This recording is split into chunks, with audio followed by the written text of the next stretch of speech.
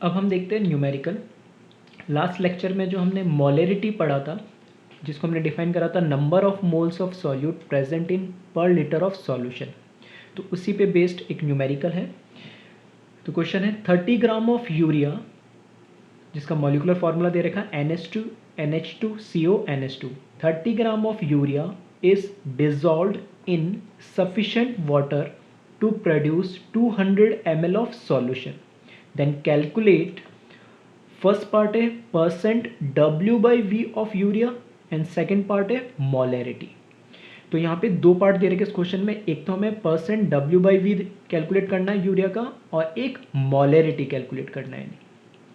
वापस से 30 gram of urea is dissolve in sufficient water to produce 200 ml of solution. तो अगर हम वही जो मैं लास्ट क्वेश्चंस में भी कह रहा था, सबसे पहले हम क्या करें, ये क्वेश्चन को पढ़े और ये आइडेंटिफाई करें इसमें कि सॉल्यूट कौन है और सॉल्वेंट कौन है। तो हमें पता है कि यूरिया को हम वाटर के अंदर डिजॉल्व कर रहे हैं, तो सॉलिड इन लिक्विड हो गया, तो सॉल्यूट हमारे लिए यहाँ पर क्या हो गया, यूरिया। और यूरिया का हमें क्या दे रखा है, वेट दे रखा 30 ग्राम। इसी तरीके से जो सॉल्वेंट है वो क्या हो गया इस केस में, क्योंकि डिजॉल्व किसके अंदर किया जा रहा है, वाटर के अंदर, तो सॉलिड इन लिक्विड के केस के अंदर इस टाइप के सॉल्यूशन में हमेशा जो वाटर या लिक्विड होता है वही क्या होता है, सॉल्वेंट। तो सॉल्वेंट कौन दे रखा है, वाटर। ठीक है। तीसरी चीज इसमें हमें दे रखा है सॉल्यूशन का टोटल वॉल्यूम। तो वॉल्यूम ऑफ सॉल्यूशन हमें ये गिवन दे रखा है 200 ml। ठीक है। तो ये चीज़ हमें गिवन है, सॉल्यूट हमें पता लग गया, सॉल्वेंट हमें पता लग गया, सॉल्यूट का मास हमें पता है, सॉल्यूशन का वॉल्यूम हमें पता है। तो फर्स्ट पार्ट जो हमें इसमें कैलकुलेट करना है वो कैलकुलेट करना है परसेंट W/V ऑफ यूरिया। और परसेंट W/V ऑफ यूरिया का फॉर्मूला क्या है, जो न्यूमरेटर में लिखा है वो हो जाएगा वेट, W का मतलब वेट, और ऊपर हमेशा क्या आता है, सॉल्यूट, डिवाइडेड बाय नीचे V लिखा है तो मतलब हो गया वॉल्यूम, और वॉल्यूम हमेशा किसका आएगा, सॉल्यूशन का एक्सेप्ट मोलरिटी। ठीक है, बार बार कह रहा हूँ, डिनोमिनेटर में हमेशा सॉल्यूशन आता है एक्सेप्ट मोलरिटी को छोड़ के, जिसमें वो क्या आता है, सॉल्वेंट आता है। तो W का मतलब वेट, V का मतलब वॉल्यूम, ऊपर हमेशा सॉल्यूट, नीचे सॉल्यूशन, और परसेंटेज है तो क्या लिख देंगे, 100। तो यहाँ पर हम क्या करते हैं, सिंपल सी क्या करें, इनकी वैल्यूज रख दें और कैलकुलेट कर लें। तो वेट ऑफ सॉल्यूट हमें दे रखा 30 ग्राम, तो ये हमने लिख दिया 30। वॉल्यूम ऑफ सॉल्यूशन हमें दे रखा 200 ml, तो ये हमने लिख दिया 200 इंटू 100। ठीक है, तो सिंपल सा क्वेश्चन था जिसमें क्या करना था, सिर्फ हमें वैल्यू पुट करनी थी और कैलकुलेट करना था। तो इसको जब कैलकुलेट करोगे तो ये कितना आ जाएगा, 15%। ये हमारा हो गया फर्स्ट पार्ट जो कि सिंपल सा था। सेकंड पार्ट पे अगर हम जाए वो है मोलरिटी, या इसको कैपिटल M से भी हम रिप्रेजेंट करते हैं। तो मोलरिटी हमें कैलकुलेट करनी है।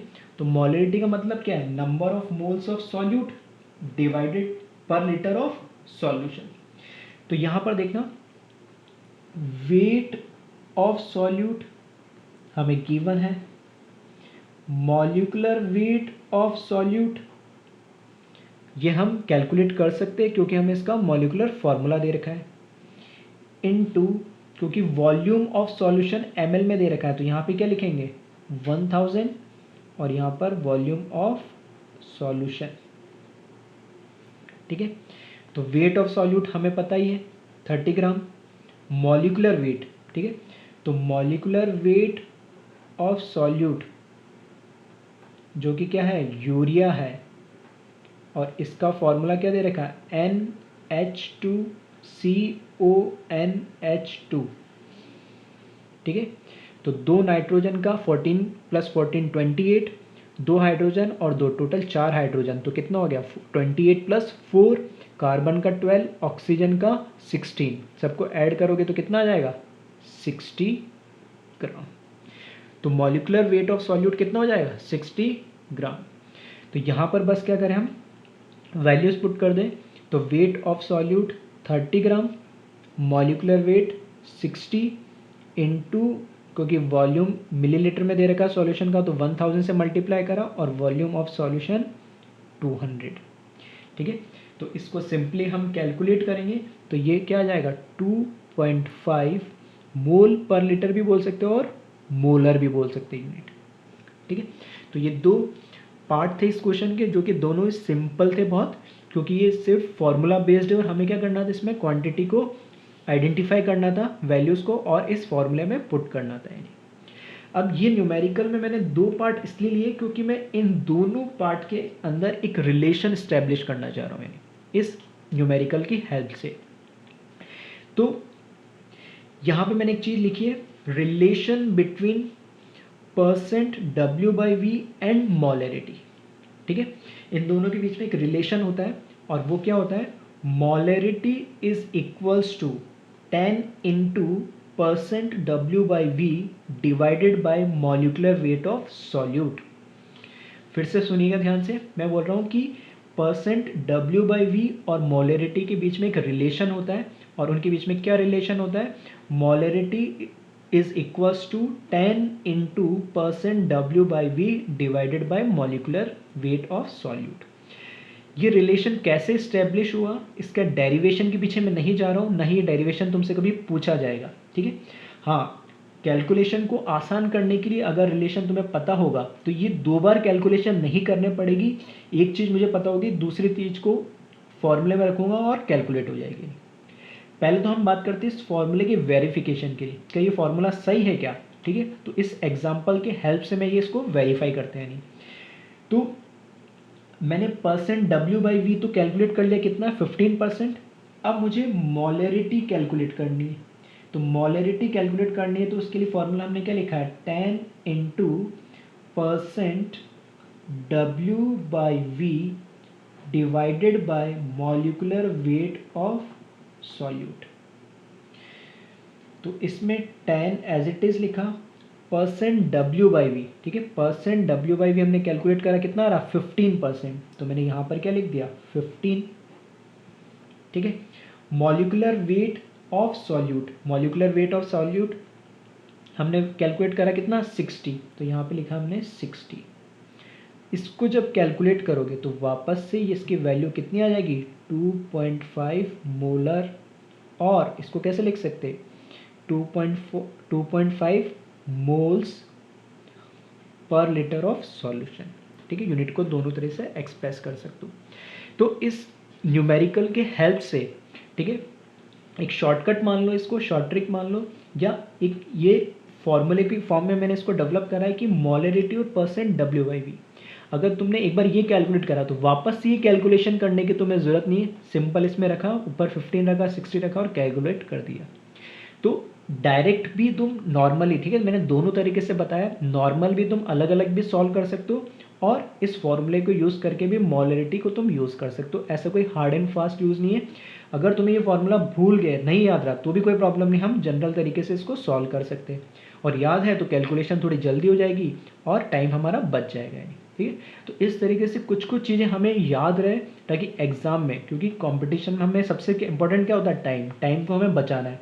तो टाइम कब बचेगा, जब हम जितनी कम कैलकुलेशन और जितना कम हम उसमें हमारा पेन को यूज़ करें। ठीक है, बिना पेन यूज़ करें, दिमाग को ज़्यादा यूज़ करना है ताकि टाइम हमारा बचे नहीं। तो अब दूसरा तरीके का मेरे बताने का रीज़न ये नहीं था कि हमेशा तुम ये अप्लाई करो, दूसरा तरीका है कि कई बार इस तरह के रिलेशन ऑब्जेक्टिव फॉर्म में पूछे भी जा सकते हैं कि रिलेशन बिटवीन मोलरिटी और weight by volume, percent W/V में क्या होगा। तो इस तरीके से चार ऑप्शन दे देगा, 10 इंटू, या 10 नीचे डिवाइड कर देगा, मॉलिकुलर वेट को ऊपर ले जाएगा। ठीक है, तो उस केस में भी तुम्हें ये हेल्प कर सकता है इस टाइप के न्यूमेरिकल के अंदर उस क्वेश्चन को। अब इसके बीच में लॉजिक क्या है वो मैं थोड़ा सा एक बार आइडिया दे देता हूँ, बाकी नहीं भी आया तो फॉर्मूले को तुम ध्यान रखो, वो ज़्यादा बेटर है, और भूल जाते हो तो कोई दिक्कत नहीं, न्यूमेरिकल तो तुम्हारा हो ही जाएगा। हमें पता है कि परसेंट W/V क्या होता है, वेट ऑफ सॉल्यूट पर 100 ml ऑफ सॉल्यूशन। तो इस 100 ml को मेरे को 1000 के अंदर मतलब 1 लीटर में कन्वर्ट करना था, तो 100 ml को मैंने क्या करा 1000 ml बनाना है, तो 10 से ही मल्टीप्लाई करा और 10 से ही मैं क्या करूँगा उसको डिवाइड करूँगा।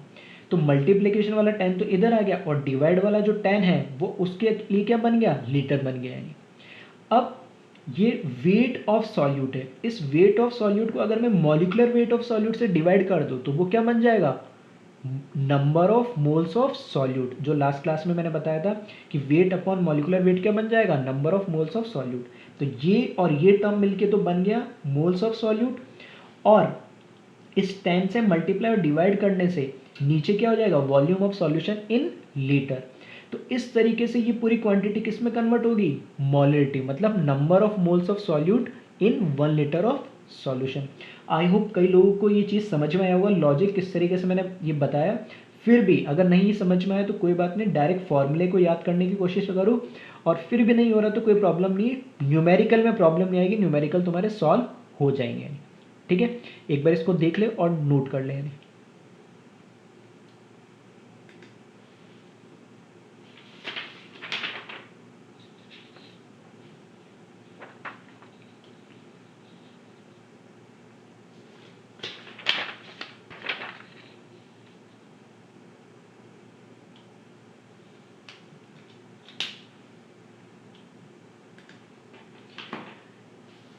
ठीक है, ग्रुप ए की कंसंट्रेशन यूनिट, ग्रुप ए की बात करें तो उसमें हमने 4 कंसंट्रेशन यूनिट स्टार्टिंग में देखा था।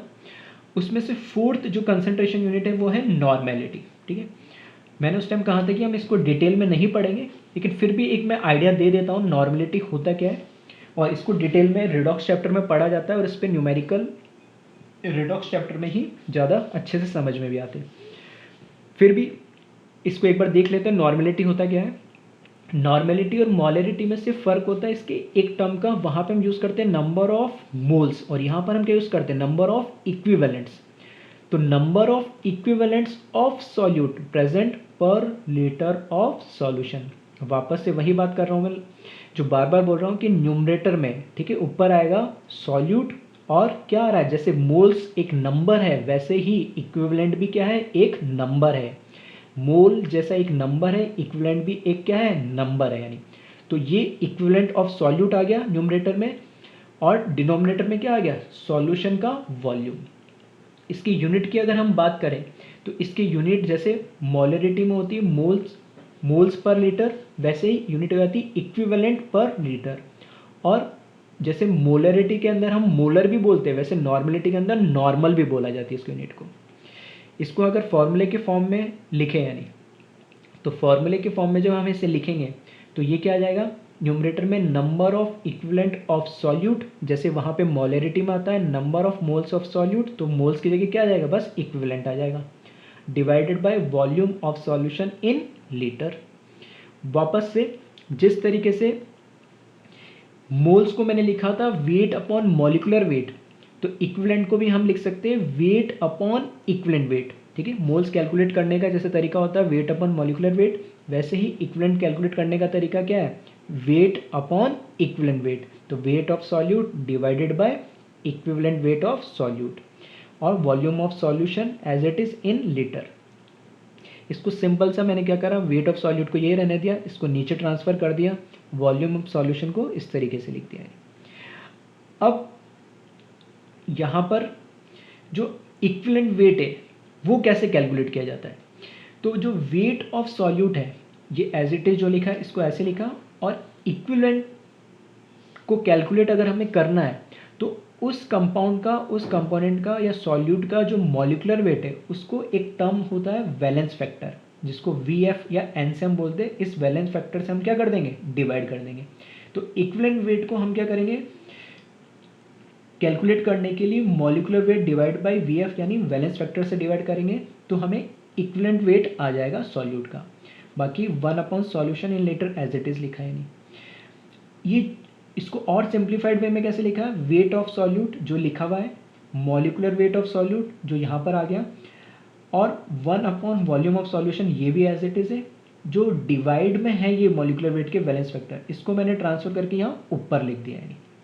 ठीक है, फिर एक और वे में मैंने लिखा है इसको कि weight of solute as it is, molecular weight of solute as it is 1000 से मल्टीप्लाई करा ऊपर वापस से, क्यों? क्योंकि अब अगर वॉल्यूम ऑफ सॉल्यूशन मिलीलीटर में दे रखा है तो उसको लीटर में कन्वर्ट करने के लिए इसको 1000 से डिवाइड करेंगे, जो कि ऊपर ट्रांसफर हो जाएगा। तो जैसे मोलरिटी में लिखा था एज इट इज, वैसे ही इसको लिखा है। सिर्फ एक एक्स्ट्रा टर्म आ गया इसमें, क्या? वैलेंस फैक्टर या एन फैक्टर जिसको हम बोलते हैं। अब यहाँ पर मोलरिटी और नॉर्मेलिटी में रिलेशन क्या होता है? ठीक है, मैं बोल रहा हूँ कि लगभग दोनों का फॉर्मूला है, डेफिनेशन भी बिल्कुल एज इट इज सेम सी है, बस एक डिफरेंस आता है किसका? मोलरिटी में हम मोल्स यूज करते हैं, नॉर्मेलिटी में क्या यूज करते हैं? इक्विवेलेंट। ठीक है, तो इन दोनों के बीच में फिर एक रिलेशन भी होगा, तो वही रिलेशन हम देख रहे हैं। क्या रिलेशन होता है? जो मोलरिटी है उसका फॉर्मूला भी देखा था हमने लास्ट लेक्चर में कि weight of solute divided by molecular weight of solute into 1000 divided by volume of solution in ml। Normality का फॉर्मूला जो अभी हमने लिखा है, wait of solute divide by molecular weight of solute into 1000 upon volume of solution in ml into valence factor. तो ध्यान से देखेंगे, ये जो पूरा टर्म है वही तो मोलरिटी आ रहा है। ठीक है, ये पूरा जो टर्म है एज इट इज नॉर्मेलिटी के अंदर आ रहा है, तो इस पूरी की जगह मैंने क्या लिखा? m लिख दिया, और बस एक्स्ट्रा टर्म क्या आ रहा? Valence factor. तो ये एक रिलेशन है नॉर्मेलिटी और मोलरिटी के बीच में कि normality is equals to molarity into valence factor और n फैक्टर भी जिसको बोलते हैं। अब यहाँ पर कुछ मैंने जो टर्म लिखे, जैसे ईल्ड सॉल्यूट, जो कहाँ पर हमने यहाँ पर मैंने लिखा ई सॉल्यूट का मतलब क्या है? Equivalent weight. तो बस उसी को लिखा है कि ई सॉल्यूट का मतलब क्या है? Equivalent weight of solute. और ये कैसे कैलकुलेट किया जाता है? उस सॉल्यूट का हमें मॉलिकुलर वेट पता हो और उसको क्या कर दे? वैलेंस फैक्टर से हम क्या कर दे? डिवाइड कर दे।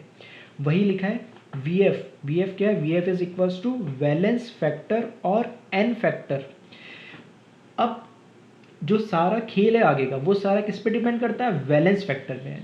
क्योंकि मॉलिक्यूलर वेट तो कभी चेंज नहीं होता, लेकिन वैलेंस फैक्टर एक वेरिएबल क्वांटिटी है जो हर एक कंपाउंड के लिए हर एक सिचुएशन में वेरी करती है। नहीं तो वैलेंस फैक्टर कैलकुलेट करने के बहुत सारे तरीके होते हैं और इसकी वैल्यू कभी कांस्टेंट नहीं होती है। एक ही कंपाउंड के लिए इसकी value according to situation change होती जाती है, इसलिए ये एक वेरिएबल क्वांटिटी कहलाती है। तो इस तरीके से वैलेंस फैक्टर को इसलिए हम डिटेल में स्टडी करने के लिए, ठीक है, रिडॉक्स रिएक्शन का जो इक्विवेलेंट कॉन्सेप्ट वाला जो पोर्शन है उसमें हम इसको डिटेल में पढ़ते हैं, इसलिए इस चैप्टर में यहाँ पर इसकी एप्लीकेशन भी नहीं है और ये यहाँ पर हम इतना डिटेल में इसको पढ़ते भी नहीं है। हाँ, मोलरिटी और कभी नॉर्मेलिटी तुम्हें दे दी और उससे मोलरिटी कैलकुलेट करना पड़े और उसका वैलेंस फैक्टर दे रखा हो तो तुम इस रिलेशन के थ्रू मोलरिटी कैलकुलेट कर सकते हो। ठीक है, तो बस अब जो चार क्वांटिटी हमने देखी है ग्रुप ए की, फर्स्ट हमने देखी थी परसेंट W/V, सेकेंड फर्स्ट देखी थी हमने percent V/V, second percent W/V, third molarity और फोर्थ नॉर्मेलिटी। चारों क्वांटिटी हम पढ़ चुके हैं ग्रुप ए की। ठीक है, नेक्स्ट लेक्चर में हम इससे आगे concentration unit of group B से स्टार्ट करेंगे। एक बार इसको कॉपी कर ले अच्छे से और समझ ले। Thank you class.